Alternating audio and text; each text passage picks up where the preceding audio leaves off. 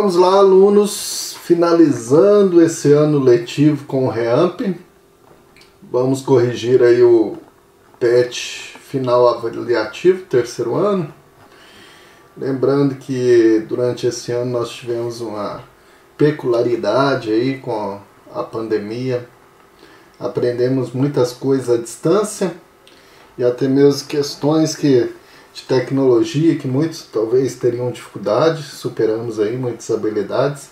Em relação à filosofia, vimos muitas aulas interessantes, assuntos que ajudaram a gente a refletir. O PET final ele é constituído só de atividades. Nós vamos perpassar cada uma delas, corrigindo as abertas, aquelas que a gente for pontuando. Algumas questões são mais pessoais, subjetivas.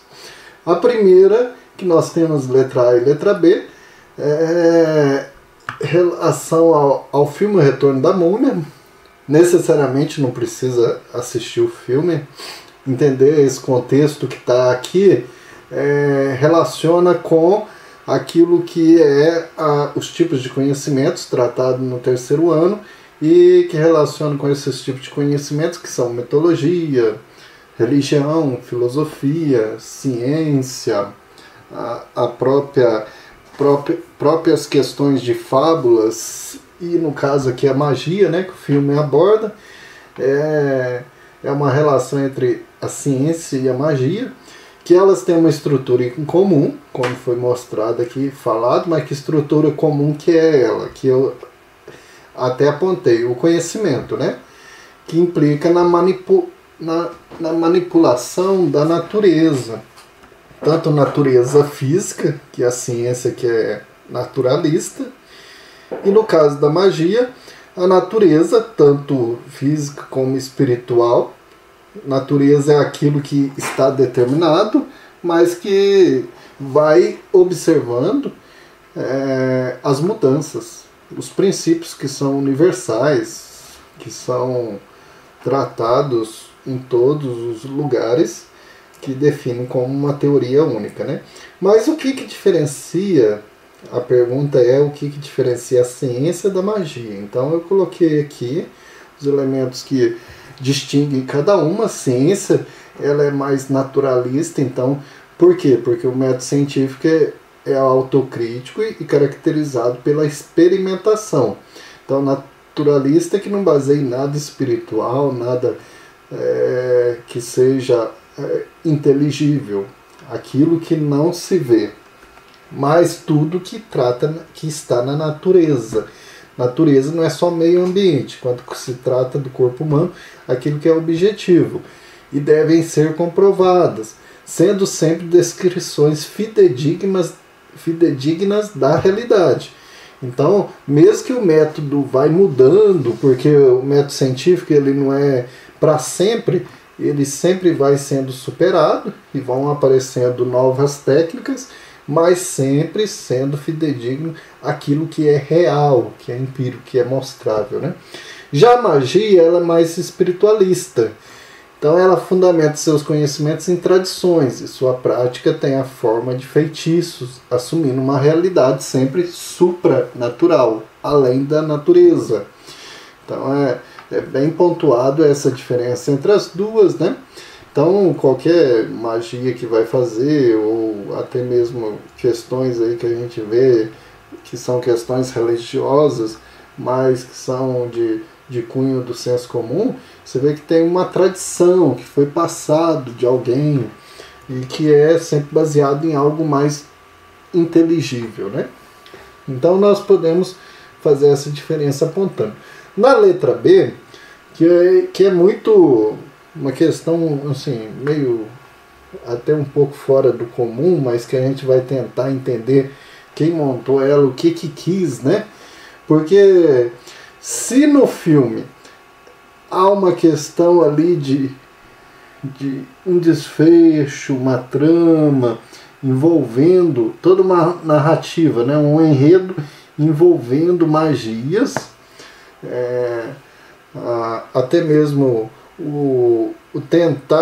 os vilões que tentam retomar o espírito do Escorpião Rei, e aquilo que é, de repente, da realidade, né? Que é a vida daquele casal com o filho.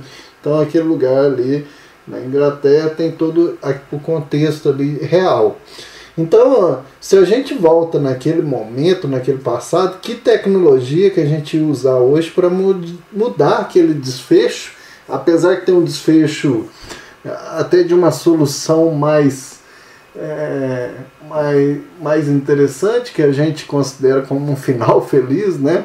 Mas se a gente tivesse que mudar para esse final ser mais rápido, ajudar ou mudar em qualquer questão, como que a gente faria, né? Usaria armas? Então, o que eu coloquei aqui como ponto, que talvez tenta atingir aquilo que se quer, seria a valorização ali da ciência.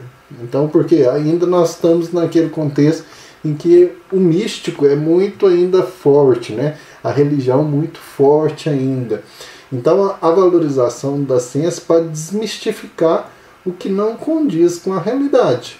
Então, o combater ali era tentar mostrar aquilo que não condiz com a realidade, que seria aqueles elementos, mas que faz parte do filme, né? Os elementos ficcionais fazem parte do filme. Porém, deve sempre haver o respeito pela diversidade do conhecimento, porque mesmo que a ciência verifica aquilo que é real, mas a gente não pode, enquanto tipos de conhecimento da filosofia, talvez aí a provocação da pergunta é não desconsiderar os tipos de conhecimento. Senso comum é um tipo de conhecimento, magia, essas feitiçarias. A gente simplesmente não pode dizer que não existe. Quando a gente valoriza a ciência, não é dizer que a ciência é melhor e os outros conhecimentos, sejam religiosos, sejam mitológicos, mas são narrativas diferentes. A mitologia hoje se vê com uma grande importância. Então, várias narrativas são importantes, né? Então, resolver com a técnica de hoje para mudar o desfecho, a gente pode sim usar toda a tecnologia para acelerar a rapidez ali do casal, tanto em veículos como celulares, como várias outras técnicas que a gente tem para ajudar a fazer com que o desfecho termine e concretize de forma mais rápida, né? Mas aí fica também o critério, como é uma pergunta de cunho mais pessoal, né? Vamos lá, nas dois nós temos aí várias frases afirmativas para a gente classificá-las, né? Essas sentenças, relacionando com aquilo que é, no contexto da reflexão, né, sobre as pesquisas em ciência humana, o que é explicação, o que é compreensão. Então, para a gente responder, é importante a gente observar, porque a alternativa correta é a letra C, o que é explicação e o que é compreensão. No sentido, no ponto de vista epistemológico, é o ponto de vista do conhecimento, da ciência, esses dois métodos. Na prática, a gente sabe que eu posso só explicar aquilo que eu compreendo. Então, e depois que eu explico, eu posso estar compreendendo outras questões. Então, a compreensão, ela se dá em vários momentos. E a explicação se dá, muitas vezes, depois que eu compreendo algo, né? Mas quando eu explico, eu compreendo, de repente eu explico novamente novas compreensões. Só que a compreensão, ela é uma tarefa interpretativa, que precede, acompanha e encerra o trabalho da explicação. Então a explicação ficaria ali no meio, né? Porque a compreensão pode vir antes, depois, no meio. Quando você está explicando algo que você compreendeu, e você explica e de repente na explicação você compreende outras questões também. Mas como que isso daria aqui nas afirmativas, né? Então a gente pode observar que aquilo que está sendo de cunho mais explicativo, que está explicando, é a letra A. E aquilo que está naquilo que é interpretar, depende da interpretação, deve levar em consideração os valores humanos na sua análise. Então sempre é algo que tem que ser observado, interpretado. Aí está relacionando a letra B, que é algo da subjetividade humana. Por isso que aqui no exemplo, a teoria da personalidade de Freud está nesse campo da subjetividade, naquilo que está dentro do homem, daquilo que ele vai, de forma subjetiva, tentar compreender. Aquilo que ele vai explicar, que é já é uma questão mais objetiva, que você pode ver, é uma questão mais concreta, então é a letra A. Por isso que ficou nessa sequência. Não vou perpassar cada uma, né, que eu já dei esse cunho de base aí, teórico, para vocês entenderem. E seria então a letra C. Então na número 3, nós temos aí a número... Então na número 3,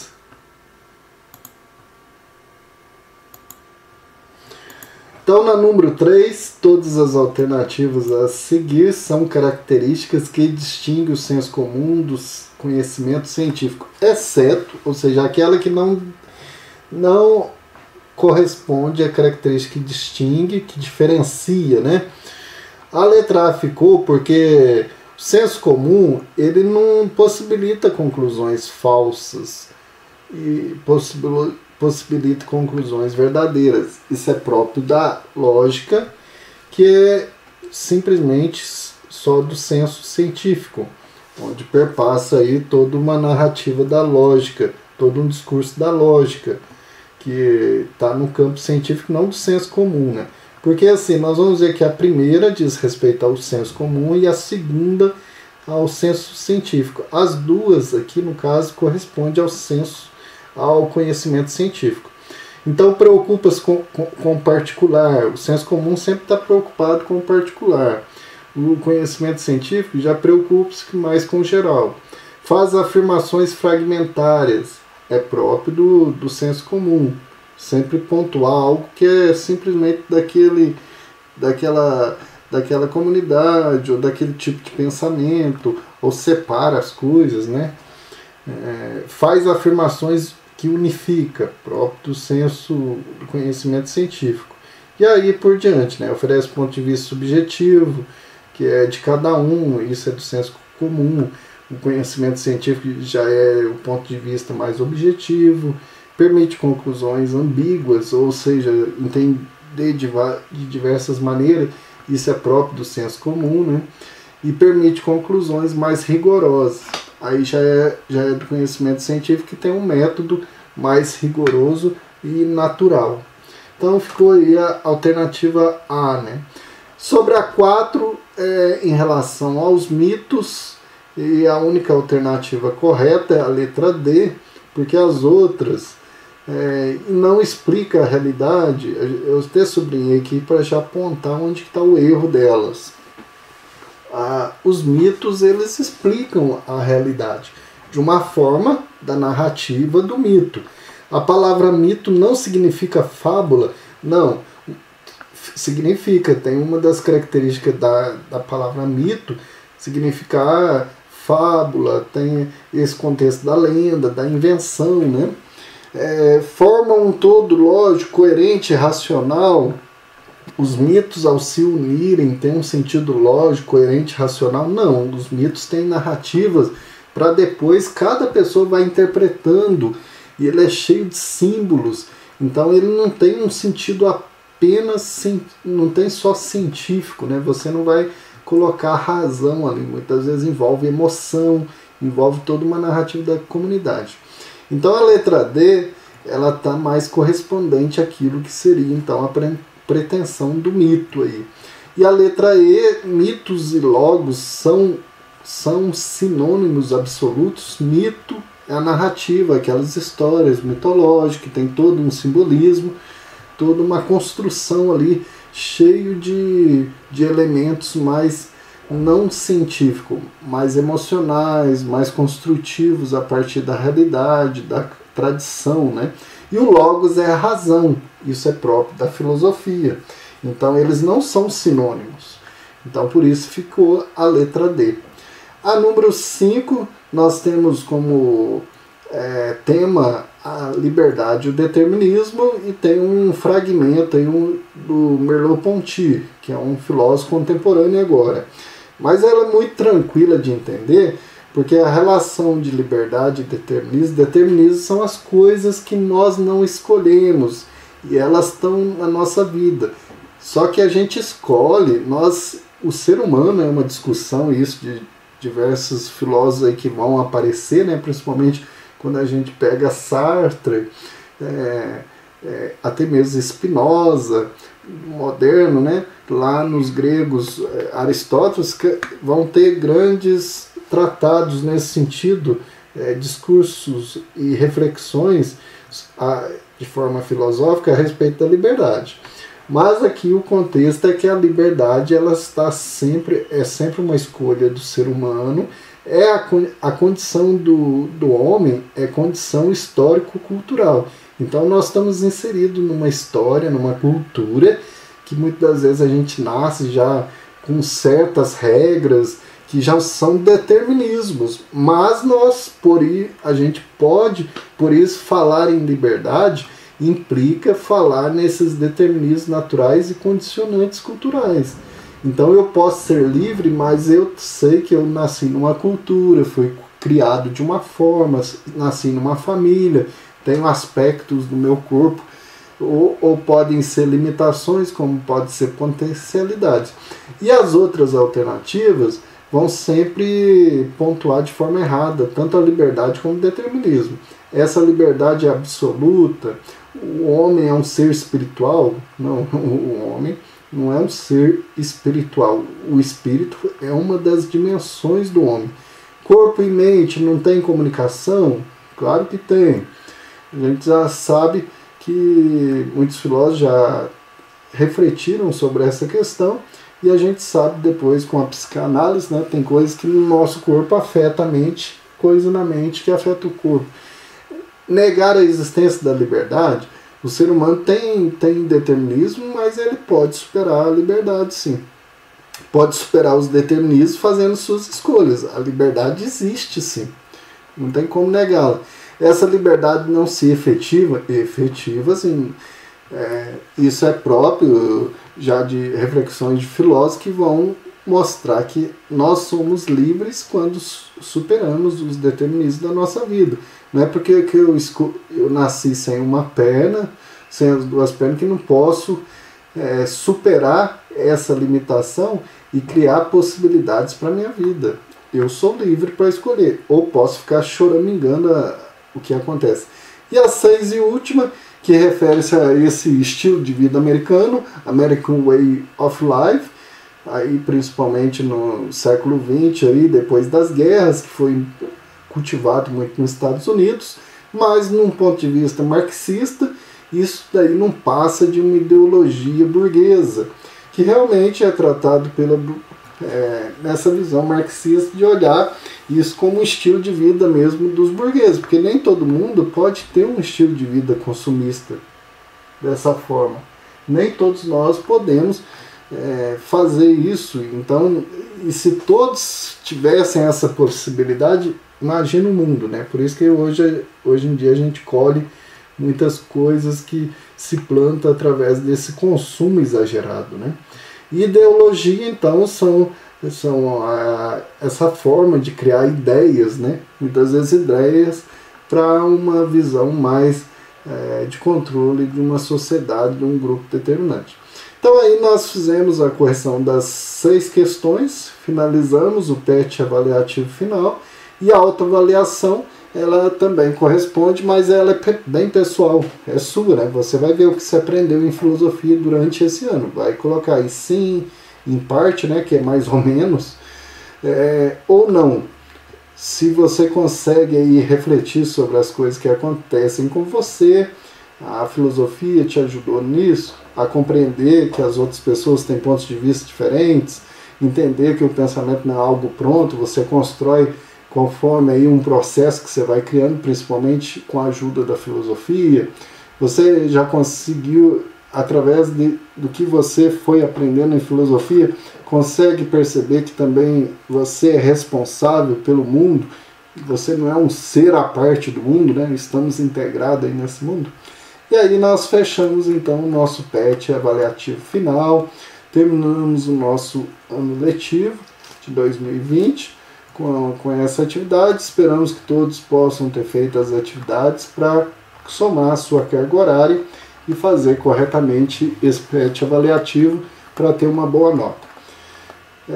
Um abraço a todos e agradecemos aí todos que acompanham o nosso canal e possam valorizar e divulgar o nosso conteúdo, que a gente vai melhorando aos poucos. Deixem um comentário aí, qualquer coisa a gente sempre está olhando e respondendo. Um abraço, tudo de bom para todos.